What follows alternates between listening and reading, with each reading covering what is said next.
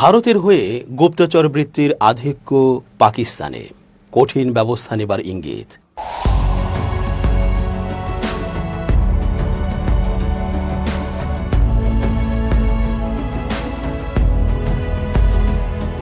আসসালামু আলাইকুম প্রিয় দর্শক, আমন্ত্রণ আজকের আলোচনায়।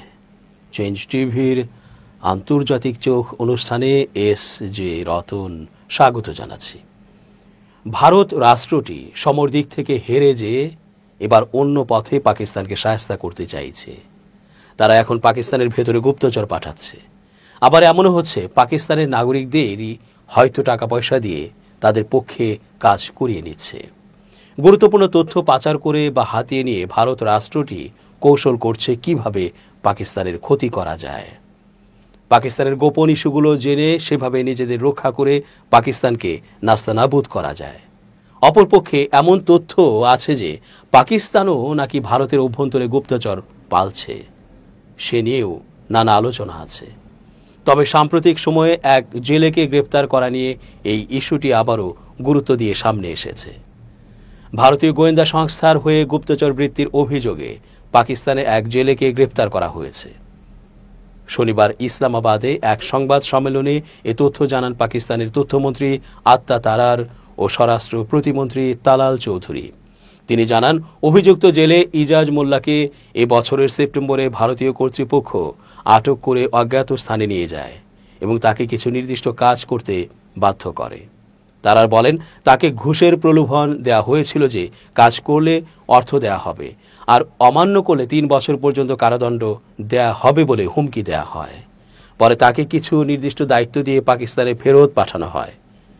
মন্ত্রী আরও জানান, ভারতীয় গোয়েন্দা সংস্থাগুলো ইজাজকে নির্দেশ দেয় পাকিস্তান সেনাবাহিনী, নৌবাহিনী ও রেঞ্জার্স বাহিনীর পোশাক, স্থানীয় সিম কার্ড ও ফোন বিল সংগ্রহ করতে। পাকিস্তানি গোয়েন্দা সংস্থাগুলো তার গতিবিধি নজরদারিতে রাখে এবং ভারতে যাওয়ার পথে তাকে গ্রেপ্তার করে। গ্রেপ্তারের পর ইজাজ তার অপরাধের স্বীকারোক্তি দিয়েছে বলে জানান তথ্যমন্ত্রী। পরে তার স্বীকারোক্তিমূলক একটি ভিডিও প্রকাশ করা হয়, যেখানে তিনি বলেন ভারতীয় এজেন্টরা সহযোগিতা না করলে তাকে কারাগারে পাঠানোর হুমকি দিয়েছিল। তারার দাবি করেন, পাকিস্তানের সাম্প্রতিক কূটনৈতিক ও কৌশলগত সাফল্যে ভারত অস্থির হয়ে পড়েছে, তাই এ ধরনের নাশকতামূলক কর্মকাণ্ড চালাচ্ছে। তিনি বলেন, আমাদের গোয়েন্দা সংস্থাগুলো নজরদারি শুরু করে যখন দেখা যায় ইজাজ পাকিস্তান সেনাবাহিনী, নৌবাহিনী ও রেঞ্জার্সের ইউনিফর্ম কিনছে। গ্রেপ্তারের সময় তার কাছ থেকে পাকিস্তানি সিম কার্ড, দেশীয় পণ্য, দেয়াশলাই, লাইটার সহ বেশ কিছু জিনিস উদ্ধার করা হয়, যা ভারতীয় কর্তৃপক্ষের হাতে তুলে দেওয়ার কথা ছিল বলে জানানো হয়েছে। এই বছরেরই জুন মাসের খবর, ভারতের এর 6 গুপ্তচরকে আটক করেছিল পাকিস্তান। অপারেশন ইয়ালঘর নামক একটি বিশেষ অভিযানের মাধ্যমে তাদের আটক করা হয়। এ সময় একটি গুপ্তচর নেটওয়ার্কের অস্তিত্ব উন্মোচিত হয়। পাকিস্তানের সংবাদ মাধ্যম জিও টিভি নিউজ বৃহস্পতিবার 26 জুন জানায়, পাঞ্জাবের কাউন্টার টেরোরিজম ডিপার্টমেন্ট সিটিডি সম্প্রতি অভিযান সন্দেহভাজনদের গ্রেপ্তার করে। প্রদেশের বিভিন্ন জেলা থেকে সমন্বিতভাবে এই অভিযান চালানো হয়েছিল। তদন্তে উঠে এসেছে, গ্রেপ্তারকৃতরা বড় ধরনের নাশকতার পরিকল্পনায় লিপ্ত ছিল। তাদের গ্রেপ্তারের ফলে এর পরিকল্পনা ভেস্তে যায়। জিও নিউজের বরাতে জানা যায়, সিটিডির এ অভিযানে পাঞ্জাব প্রদেশের বিভিন্ন জেলায় সমন্বিতভাবে তল্লাশি চালিয়ে এই 6 জনকে আটক করা হয়। লাহোরে অনুষ্ঠিত এক সংবাদ সম্মেলনে পাঞ্জাবের অতিরিক্ত আইজি অপারেশনস শেহজাদা সুলতান জানান, বাহওয়ালনগর থেকে আসলাম ও আকবর আলী নামে 2 সন্ত্রাসীকে আটক করা হয়েছে, যারা সরাসরি ভারতের সীমান্তরক্ষী বাহিনী বিএসএফ থেকে বিস্ফোরক সংগ্রহ করছিল। সিটিডির পক্ষ থেকে আরও জানানো হয়, এই সন্দেহভাজনরা এর উচ্চপদস্থ কর্মকর্তাদের সঙ্গে সরাসরি যোগাযোগ রাখছিল। তাদের মধ্যে এর মেজর রবীন্দ্র রাঠোর ও ইন্সপেক্টর সিং নিয়মিত নির্দেশনা দিচ্ছিলেন। সিটিডির দাবি, এই ঘটনার মাধ্যমে ভারতের ধ্বংসাত্মক কৌশল এবং পাকিস্তানের অভ্যন্তরে সন্ত্রাসী কর্মকাণ্ডে নয়াদিল্লির জড়িত থাকার বিষয়ে নতুন করে উদ্বেগ তৈরি হয়েছে। সংবাদ সম্মেলনে সিটিডির এসএসপি অপারেশনস ওয়াকার আজিমও উপস্থিত ছিলেন। আন্তঃবাহিনী জনসংযোগ পরিদপ্তরের অর্থাৎ আইএসপিআর এর মহাপরিচালক লেফটেন্যান্ট জেনারেল আহমেদ শরীফ চৌধুরী বলেন, গত 2 দশক ধরে ভারত পাকিস্তানে সন্ত্রাসবাদে মদদ দিয়ে আসছে। তিনি জানান, গত মাসে বেলুচিস্তানের খোজদারে একটি স্কুল বাসে বোমা হামলায় কয়েকজন শিশু নিহত হয়, যা ভারতের সহায়তায় সংঘটিত হয়েছে বলে দাবি করেন। গ্রেপ্তার হওয়া ব্যক্তিরা বাহওয়ালপুরের একটি মসজিদ এবং রেল স্টেশনে হামলার পরিকল্পনা করছিল বলে সিটিটি জানায়। তাদের কাছ থেকে বিস্ফোরক দ্রব্য, ডেটোনেটর, আইইডি, সেফটি ফিউজ এবং গুরুত্বপূর্ণ মানচিত্র উদ্ধার করা হয়েছে। জিজ্ঞাসাবাদে তারা হামলার নির্দেশ পাওয়ার কথাও স্বীকার করেছে। অন্যদিকে বাহওয়াল নগরের বাসিন্দা আজম ওরফে জাজি, মঞ্জুর ওরফে কারি এবং পাকপত্তনের আমজাদকে গ্রেপ্তার করা হয়েছে চোবা টেক সিং থেকে। একই সঙ্গে দুবাই থেকে অর্থায়নের অভিযোগ জুলফিকার নামের একজনকে বাহওয়ালপুরে আটক করা হয়েছে। সিটিটি জানিয়েছে, গ্রেপ্তারকৃতদের ভারতীয় গোয়েন্দাদের সঙ্গে অডিও কথোপকথনও উদ্ধার করা হয়েছে, যেখানে বিভিন্ন টার্গেট হত্যার পরিকল্পনা এবং সংবেদনশীল স্থানে হামলার বিষয়ে আলোচনা ছিল।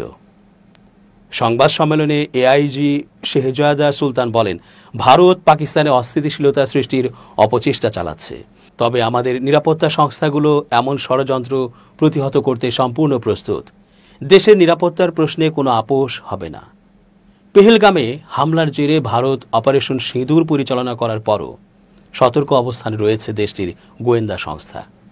কারণ গত কয়েক মাস জুড়ে রাজস্থান, মহারাষ্ট্র, দিল্লি, হরিয়ানা, উত্তরপ্রদেশ, গুজরাট এবং পাঞ্জাব থেকে অন্তত 15 জনকে গ্রেপ্তার করা হয়েছে। এদের মধ্যে একজন প্রকৌশলী রয়েছেন, যিনি ফেসবুকের মাধ্যমে হানি ট্র্যাপে পড়ে যুদ্ধ জাহাজ সম্পর্কিত খবর পাচার করেন। এছাড়া রয়েছে একজন ট্রাভেল ব্লগার, যিনি হরিয়ানার বাসিন্দা। তাকে সশস্ত্র ব্যক্তিদের পাহারায় লাহোর মার্কেটে ঘুরতে দেখা গেছে। এই লাইনে রয়েছেন রাজস্থানের একজন সরকারি কর্মকর্তা, যিনি পাকিস্তানে কোনো কারণ ছাড়াই 7 বার ভ্রমণ করেছেন। আরও রয়েছেন একজন সিম কার্ড সরবরাহকারী। তারা সবাই পাকিস্তানের ইন্টার সার্ভিসেস গোয়েন্দা সংস্থার কাছে তথ্য পাচার করেছে বলে দাবি করছে ভারত। তারা কারা? মতিরাম জাট এই ব্যক্তি ভারতের উচ্চপদস্থ কোনো কর্মকর্তা ছিলেন না, তবে তিনি কেন্দ্রীয় রিজার্ভ পুলিশে অর্থাৎ সিআরপিএফে তার অবস্থান এমনভাবে তৈরি করেছিলেন যে খুব সহজেই পাকিস্তানের স্বার্থ বাস্তবায়ন করতেন। ভারতের জাতীয় তদন্ত সংস্থা এনআইএ জানিয়েছে, 2023 সাল থেকে জাট পাকিস্তানের গোয়েন্দা অফিসার্সের অর্থাৎ পিআইওএস এর সঙ্গে যোগাযোগ করেন। অর্থের বিনিময়ে তিনি তাদের তথ্য পাচার করতেন। সামাজিক যোগাযোগ মাধ্যমে তার গতিবিধি সন্দেহ হওয়ায় দিল্লি থেকে তাকে গ্রেপ্তার করে এনআইএ। পরে তাকে সিআরপিএফ থেকে বরখাস্ত করা হয়। আগামী 6 জুন পর্যন্ত তাকে এনআইএ এর হেফাজতে রাখা হবে। তার বিরুদ্ধে তদন্ত চলমান রয়েছে। প্রকৌশলী রবীন্দ্র ভার্মা মুম্বাই ভিত্তিক একটি প্রতিরক্ষা প্রযুক্তি প্রতিষ্ঠানের যন্ত্রাংশ প্রকৌশল 27 বছর বয়সী রবীন্দ্র ভার্মাকে গ্রেপ্তার করে মহারাষ্ট্রের সন্ত্রাস বিরোধী স্কোয়াড এটিএস। দক্ষিণ মুম্বাইয়ের নৌবাহিনীর ডকইয়ার্ডে তার প্রবেশের অনুমতি ছিল। সেখানে তিনি সাবমেরিন এবং যুদ্ধ জাহাজ নিয়ে কাজ করতেন। পায়েল শর্মা এবং স্প্রিত নামে ফেসবুক অ্যাকাউন্টগুলোর সঙ্গে তার সম্পর্ক পাওয়া যায়। এরপরই তাকে গ্রেপ্তার করা হয়। তদন্তে জানা গেছে এসব ফেসবুক অ্যাকাউন্ট পাকিস্তানের এজেন্টদের। ভার্মা তাদের ফাঁদে পা দিয়ে ভারতীয় এবং আন্তর্জাতিক ব্যাংকিং চ্যানেলের মাধ্যমে পাকিস্তানের কাছে নৌবাহিনীর গুরুত্বপূর্ণ তথ্য পাচার করতেন। পুলিশ জানিয়েছে, ভার্মা প্রতারিত হয়েছেন এমন নয়, তিনি জেনে শুনে স্পর্শকাতর তথ্য পাচার করতেন। যদিও নৌবাহিনীর ডকইয়ার্ডে ফোন নিয়ে প্রবেশ নিষিদ্ধ ছিল, তবে তিনি ছবি অঙ্কন করে পাকিস্তানের কাছে তথ্য পাঠাতেন, বিশেষ করে জাহাজের নাম এবং এগুলোর চলাচলের তারিখ ও সময়। 2024 সালের নভেম্বর থেকেই সে পাকিস্তানের হয়ে কাজ করে আসছে। বর্তমানে তাকে পুলিশি হেফাজতে রাখা হয়েছে। জ্যোতি মালহোত্রা ভারতীয় এই ট্রাভেল ব্লগারের একটি জনপ্রিয় ইউটিউব চ্যানেল রয়েছে। চলতি মাসের মাঝামাঝি সময়ে তাকে হরিয়ানা থেকে গ্রেপ্তার করে পুলিশ। পাকিস্তানের গোয়েন্দা বাহিনী আইএসআই এর সঙ্গে তার যোগাযোগ রয়েছে এমন সন্দেহে গ্রেপ্তার করা হয়। তদন্তের মাধ্যমে কর্তৃপক্ষ জানিয়েছে, মালহোত্রা সরাসরি এবং একাধিকবার দিল্লিতে থাকা পাকিস্তানের হাই কমিশনের সঙ্গে যোগাযোগ করে। দেশটিতে তার ভ্রমণ করার 2টি রেকর্ডও রয়েছে। তিনি পাকিস্তানের গোয়েন্দা কর্মকর্তা দানিশ আহসান এবং শহীদের সঙ্গে যোগাযোগ করেন।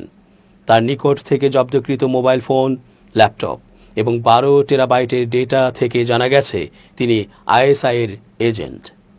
সহদেব সিং গোহিল ২৮ বছর বয়সে এই স্বাস্থ্যকর্মীকে গুজরাট থেকে গ্রেপ্তার করা হয়। ভারতীয় সামরিক বাহিনীর অবকাঠামোগত স্পর্শকাতর তথ্য পাকিস্তানে পাচার করতেন তিনি। গুজরাটের সন্ত্রাস বিরোধী স্কোয়াড জানিয়েছে, সীমান্ত জেলা কচ্ছের বাসিন্দা গোহিলকে গেল শনিবার গ্রেপ্তার করা হয়। ভারতীয় বিমান বাহিনী, আইএএফ ও সীমান্তরক্ষী বাহিনীর বিএসএফ এর কার্যক্রম সম্পর্কিত তথ্য পাচারের অভিযোগে তাকে গ্রেপ্তার করা হয়। এছাড়া রয়েছে হরিয়ানার একাধিক বাসিন্দা, তারাও অর্থের বিনিময়ে পাকিস্তানের কাছে স্পর্শকাতর তথ্য শেয়ার করত। দর্শক, আজ এ পর্যন্তই। ধন্যবাদ। changeTV.press, এক ফোঁটা হলুদ নেই।